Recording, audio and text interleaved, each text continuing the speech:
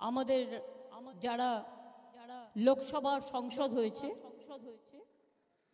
রাজ্যসভার এমপিরাও আজকে ছিলেন, জেলা প্রেসিডেন্টরাও ছিলেন,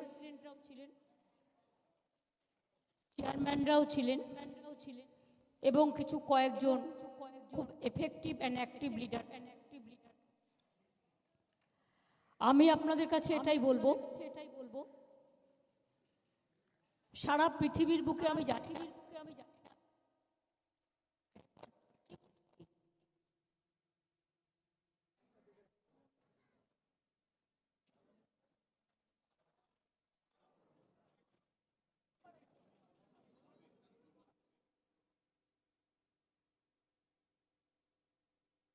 শুনতে পাচ্ছে না, না এটা রাখবো না আমি এখানে, নো নো চান্স, পিচ্ছি বরঞ্চ এটাকে ঘুরিয়ে দাও, ওরা শুনতে পাচ্ছে না, ব্যাস ঠিক আছে,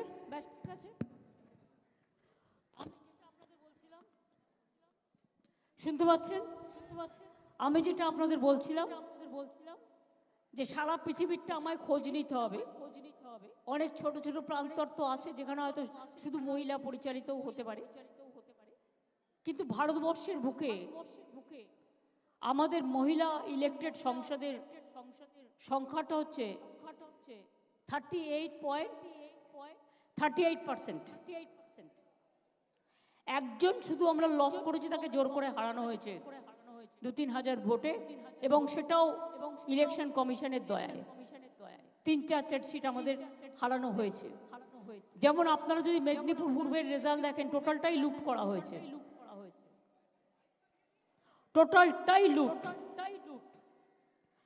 ডিএম চেঞ্জ করেছে, আইসিগুলো চেঞ্জ করেছে, পুলিশের সেন্ট্রাল ফোর্স দিয়ে টোটালটাই রেড করা হয়েছে।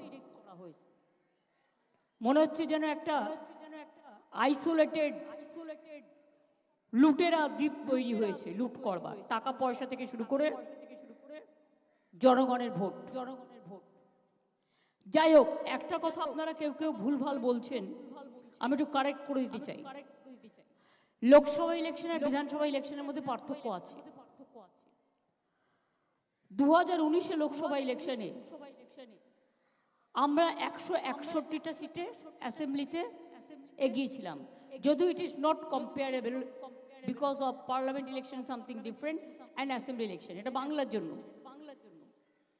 আর বিজেপি এগিয়েছিল কিন্তু 121টা সিটে।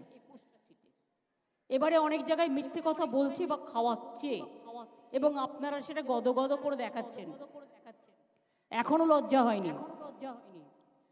এবারে 2024 ইলেকশনে 192টা সিটে আমরা এগিয়ে আসি, যেটা আমরা ছিলাম 19-এ 161টা, 64টা না, আমার কাছে আছে 161টা, আমি রেকর্ড ছাড়া বলবো না। আর বিজেপি এগিয়ে আছে মাত্র 90টা, যেটা আগের বারে ছিল 121টা। কাজেই আশা করি সত্যি কথাটা বলবেন, সত্যটা মানুষের কাছে যাতে যায়। আজকের সভায় আমরা প্রথমে মা মাটি মানুষকে ধন্যবাদ জানিয়েছি, যারা আমাদের ভোট দিয়েছেন, যারা দেয়নি সবাইকে। কে কাকে ভোট দেবে না দেবে এটা তার নিজস্ব অধিকার, কিন্তু সবাই মিলে যেন শান্তিতে ঐক্যবদ্ধভাবে বাংলা যেভাবে আগে চলছিল সেভাবেই যেন চলে, সেই জন্যই মানুষকে ধন্যবাদ জানিয়ে রেজুলেশন নেওয়া হয়েছে। আমরা এই জয়টা ডেডিকেট করব প্রতিবারের মতো 21শে জুলাই, কারণ ওই দিনটা আমাদের শহীদ তর্পণের দিন, ওটা জনগণকে ধন্যবাদ জ্ঞাপনের দিন। এছাড়াও মনে রাখবেন,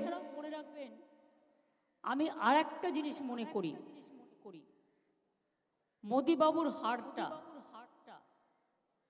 এটা কিন্তু আপনারা তো কেউ এক্সপেক্ট করেননি।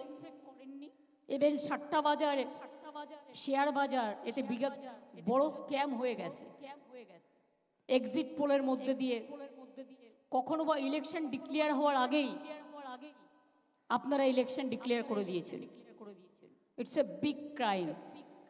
এটা নিয়েও আমরাও ভাবনা করছি যে আমরা আইনের পথে যেতে পারি কিনা।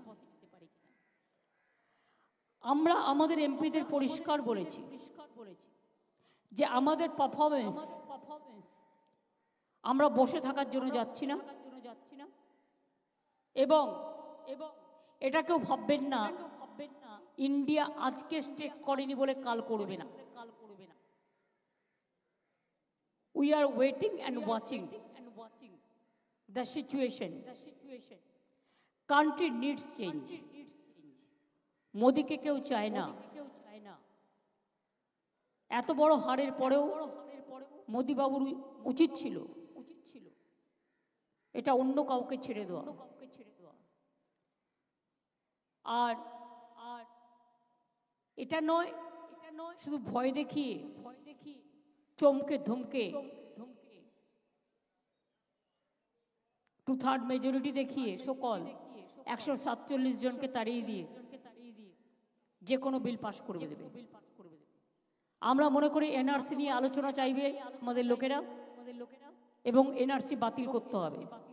নিউ গভর্নমেন্টের কাছে আমাদের নিউ গভর্নমেন্ট আলটিমেটলি ইন্ডিয়ারই হবে, বাট যে কতদিন থাকে একটু সামলাতে দিন, একটু দেখতে দিন নিজেদের কাকে কতটা সন্তুষ্ট রাখতে পারছে।